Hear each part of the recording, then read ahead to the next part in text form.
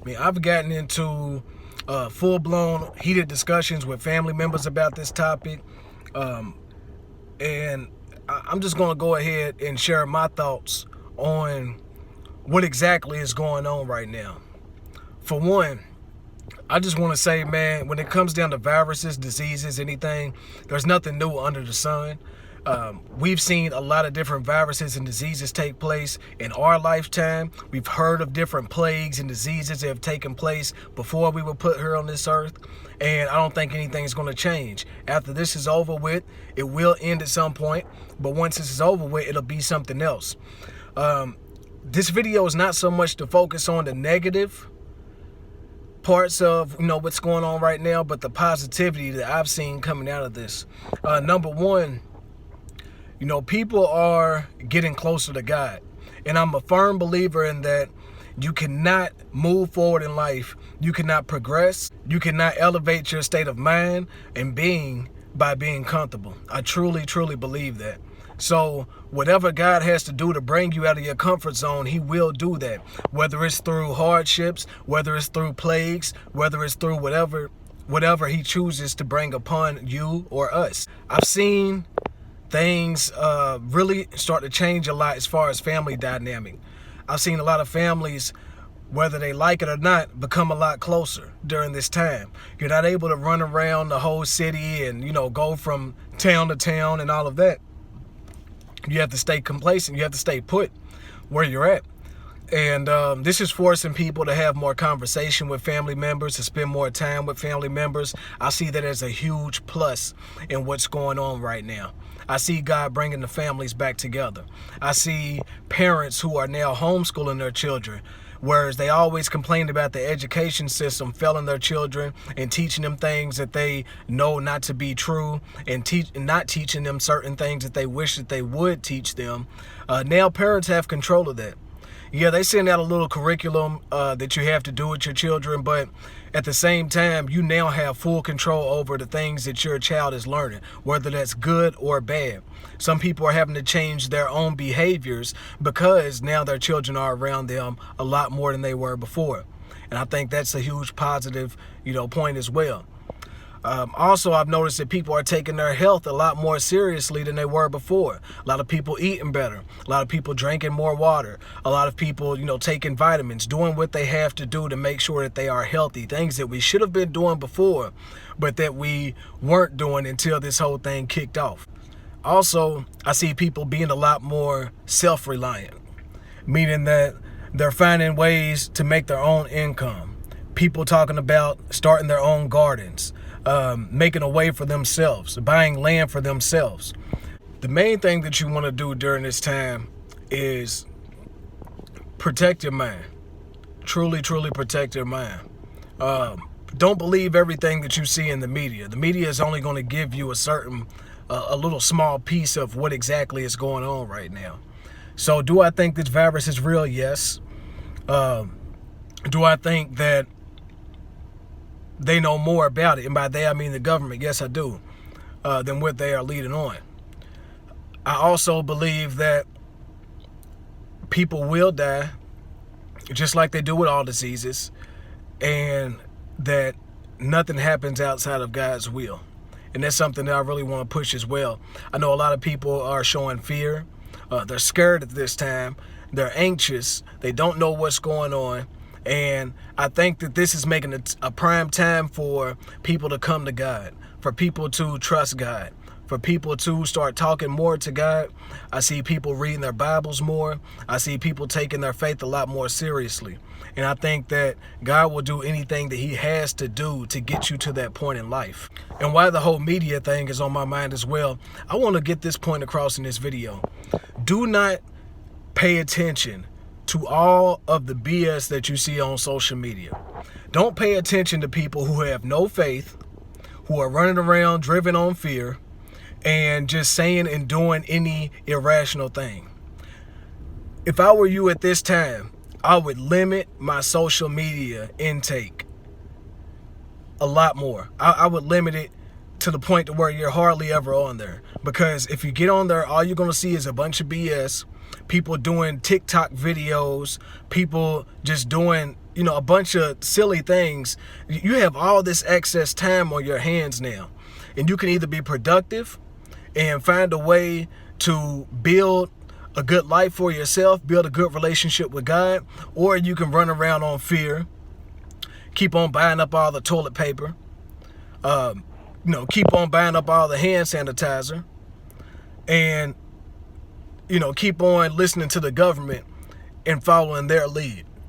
Now, something that you should know, if you're an adult, near adult, then you should know that the government does not have your best interest in mind, first and foremost. See a lot of people talking about these stimulus checks that they're putting out. This is not the first time that the government's made a stimulus check, okay? For one. For two, we need to find a way to build our own wealth up to where we're not relying on the government. The number one thing that I suggest is getting out of debt right now. If you have any kind of debt, whether it's student loans, bank loans, whatever, personal loans, you need to make sure that you are climbing out of debt. And what it's going to take is for us to humble ourselves and stop trying to live above and beyond our means. That's one thing as Americans that we continuously do. We all have to have the latest designer clothes, the nicest car, the biggest house, and none of it's really needed. None of it's necessary. We're driving ourselves down into debt by taking out all these loans. And then, I want to point y'all towards something. So if you pay attention to our amendments of the Constitution, we did abolish slavery. However, the only way that you can still be a slave in today's world is when you're paying back debt.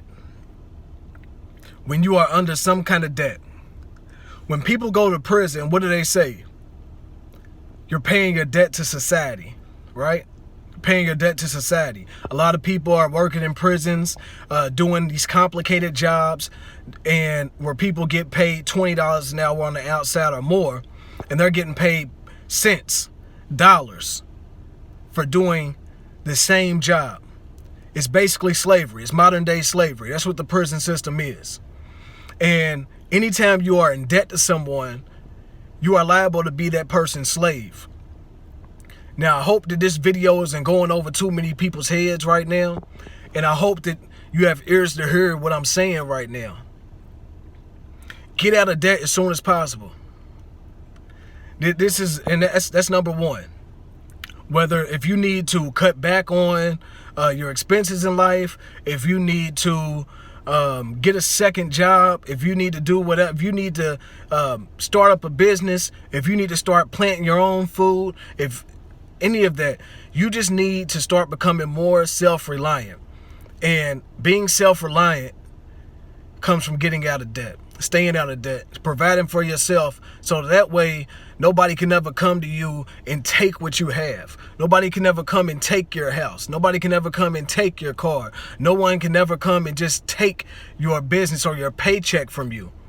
And that's what you go through when you enlist in one of these big corporations or one of these companies. You see a lot of people getting laid off now.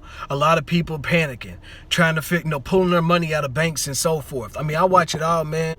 And you don't have to deal with that level of stress if you just become more self-reliant. Take yourself out of the mind frame of, I have to have the best of the best. The only thing that you have to have are things that you need. Period. Food. Place to sleep. Water. Clothes on your back. That's all you need. You don't need the top of the line to get by. You really don't. And the more that we pull ourselves out of this way of thinking, the better off we'll be. Because I'm going to tell you, man, it's hard to worship God. It's hard to, and this is completely honest, it's hard to worship God the right way. It's hard to stay focused on the Lord and on the right things in life when you're constantly worried about debt, constantly worried about what the government's going to do, constantly worried about your job. We have to become a more self-reliant people. 2, quit being so docile, man. I'm gonna tell y'all something. I've seen some crazy things being said by the government over this past month. Just a couple days ago, man, Donald Trump got into what we would call beef with 3M, the company that makes ventilation masks.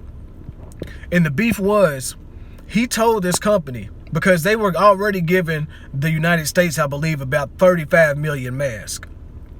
And the rest of them, and this is per month, and the rest of them were to go to other countries.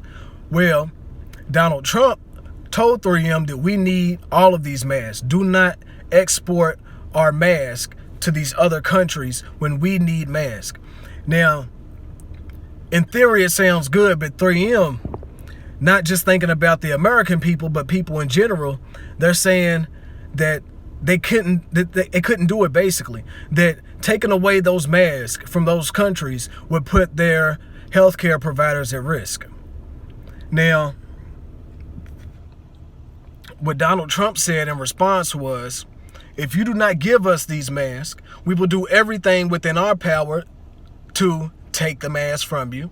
We'll take as many as we see required. And this should be a huge red flag to a lot of people. A huge red flag.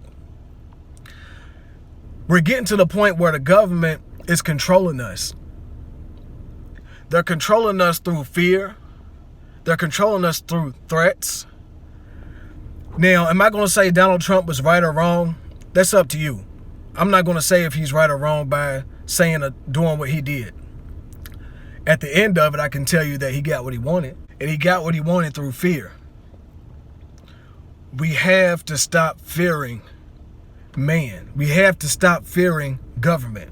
The only person who you should ever fear, period. I don't care if it's a big, huge guy in front of you. If it's a girl who, Layla Ali, and she's coming up against you, if you're a woman, you cannot fear anybody on this earth, any entity on this earth, but God.